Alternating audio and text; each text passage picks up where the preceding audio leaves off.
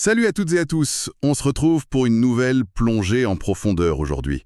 Et on va aborder un sujet qui je pense résonne avec pas mal de monde en ce moment. On vit une époque qui, vue de l'extérieur, semble absolument paradoxale. C'est vraiment le mot, oui. Paradoxal. Bah oui, si on regarde les choses d'un point de vue purement matériel, statistique, tout va pour le mieux. Je veux dire, jamais l'humanité n'a connu autant de confort global. Autant de sécurité au quotidien aussi. Ou même un tel niveau de richesse, globalement parlant. C'est ça. Et pourtant, en grattant juste un tout petit peu la surface, on perçoit un sentiment général de désespoir. Une sorte d'anxiété sourde, tu vois, qui semble envahir la société moderne. Comme un bruit de fond. Un bruit de fond qu'on n'arrive absolument pas à éteindre. Exactement.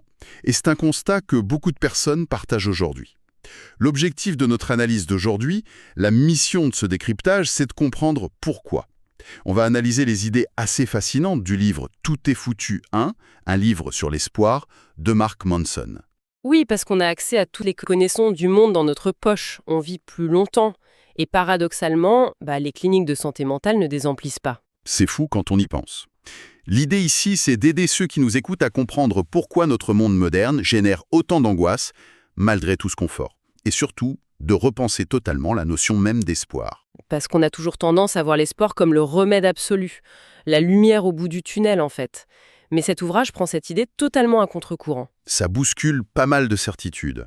À qui s'adresse cette réflexion selon toi? Je dirais que c'est vraiment une discussion taillée sur mesure pour quiconque se sent dépassé. Dépassé par la surcharge d'informations ou pour ceux qui se demandent pourquoi la quête du bonheur semble si souvent vouée à l'échec. Ça pose une problématique très forte. Laquelle? Et si notre besoin vital d'espérer était en réalité la source même de nos souffrances contemporaines? Ah, ça pose les bases. Bon, décortiquons tout ça. Pour bien comprendre cette mécanique, l'auteur nous plonge d'abord dans une histoire vraie. L'histoire incroyable de Witold Pilecki. Une figure historique fascinante. Pendant la Seconde Guerre mondiale, cet officier polonais a pris une décision qui défie complètement l'entendement. Il s'est volontairement fait arrêter par les nazis lors d'une rafle à Varsovie. Volontairement, oui. Son objectif était d'être interné à Auschwitz. Parce qu'à l'époque, c'était encore un camp dont on ignorait la véritable nature destructrice à l'extérieur. C'est vertigineux. Il y est allé pour infiltrer le camp, pour créer un réseau de résistance de l'intérieur et pour envoyer les tout premiers rapports sur l'Holocauste aux Alliés, bravant l'impossible. Il a organisé de la contrebande, fabriqué un émetteur radio avec des pièces volées. Dans des conditions inimaginables en plus. C'est ça. Il a survécu à la faim, à la maladie, à l'horreur quotidienne pendant presque 3 ans, avant de réussir à s'évader. Et ce récit incroyable n'est pas juste là pour faire un cours d'histoire. Il redéfinit ce qu'est véritablement l'héroïsme. Parce que l'héroïsme, ici, ce n'est pas qu'un simple courage physique. C'est la capacité à faire germer l'espoir là où il n'y en a pas. C'est gratter une allumette dans l'obscurité la plus totale et refuser de la laisser s'éteindre. Mais le livre crée un contraste assez, disons, humoristique mais piquant avec notre époque. On a cet homme qui maintient l'espoir au milieu d'un génocide, et de l'autre côté, on s'effondre pour une connexion Wi-Fi trop lente. Ou pour un café qui n'est pas à la bonne température. Voilà. Le décalage est total. Ce qui est fascinant ici, c'est ce qu'on appelle le paradoxe du progrès. Si on regarde les faits présentés dans l'ouvrage, la violence diminue, l'extrême pauvreté chute, des maladies sont éradiquées. Tout s'améliore. Mais, en même temps, la dépression, l'anxiété et les suicides atteignent des sommets. Parce que l'espoir se moque complètement des problèmes qui sont déjà résolus. C'est pas rationnel, l'espoir. Pas du tout. L'espoir a besoin d'un manque. Il a besoin d'un problème à régler pour exister. Plus le monde s'améliore, plus l'esprit humain s'adapte et invente de nouvelles menaces pour maintenir ce besoin viscéral d'espérer. On fabrique nos propres monstres, en fait, pour justifier notre besoin de combattre. C'est un mécanisme d'adaptation puissant, mais qui peut rendre fou. Complètement foué. Et ça nous amène à examiner comment notre cerveau fonctionne face à ces menaces. L'ouvrage s'appuie sur un autre exemple marquant, le cas d'Eliot. Ah oui, le fameux patient neurologique. Eliot, c'était un cadre brillant, une vie parfaite, jusqu'à ce qu'on lui diagnostique une tumeur au cerveau. L'opération a été un succès, on lui a retiré la tumeur, mais ça l'a privé de ses émotions.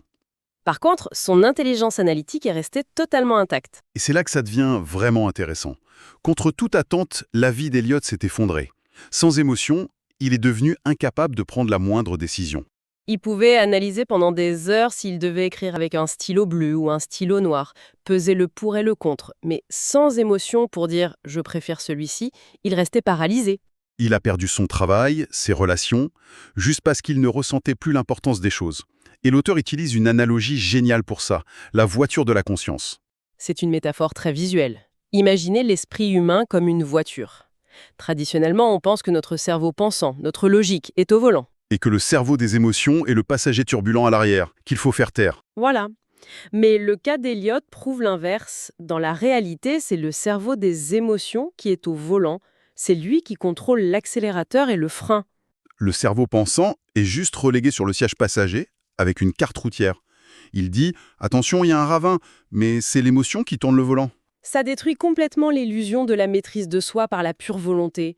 Si on repousse une tâche, ce n'est pas par manque de discipline. C'est pas de la paresse, hein. Non, c'est un problème émotionnel. Le cerveau pensant ne doit pas combattre le cerveau des émotions avec des faits ou de la culpabilité. Il doit négocier avec lui en douceur. En lui offrant des bénéfices émotionnels immédiats. Ne pas le forcer, mais le guider. C'est beaucoup plus réaliste comme approche. Tout à fait. Alors, qu'est-ce que tout ça veut dire? Si nos émotions dirigent, comment elles se construisent? Le livre utilise une idée très amusante pour l'expliquer. Les 3 lois de la mécanique des émotions. Inspiré des lois de Newton, c'est très bien pensé. Oui, la première loi dit qu'une action douloureuse crée une dette morale. Notre esprit tente de compenser. Si quelqu'un nous blesse, on veut qu'il souffre pour rééquilibrer la balance. Et si on reçoit un cadeau, on se sent coupable et on veut rendre l'appareil? Notre identité se forge autour de ces récits émotionnels et de ces dettes? Et ces récits individuels s'additionnent. Oui. Si on relie ça à la situation globale. Pour maintenir l'espoir à l'échelle d'un groupe, les humains ont besoin de 3 éléments. Le sentiment de contrôle, des valeurs communes et une communauté. C'est comme ça que se forment les religions, en fait. Exactement. Et le livre souligne qu'il ne s'agit pas que de religion spirituelle. Ça peut être idéologique, politique ou même laïque. Et il y a un aspect impartial et assez brut là-dedans. Pour qu'un groupe garde espoir, il finit inévitablement par désigner des boucs émissaires. Parce que l'espoir exige un conflit, un nous contre eux. Il repose sur le rejet du présent. Il faut détester la situation actuelle pour espérer un avenir meilleur, ce qui le rend intrinsèquement destructeur. C'est perturbant de voir l'espoir sous cet angle.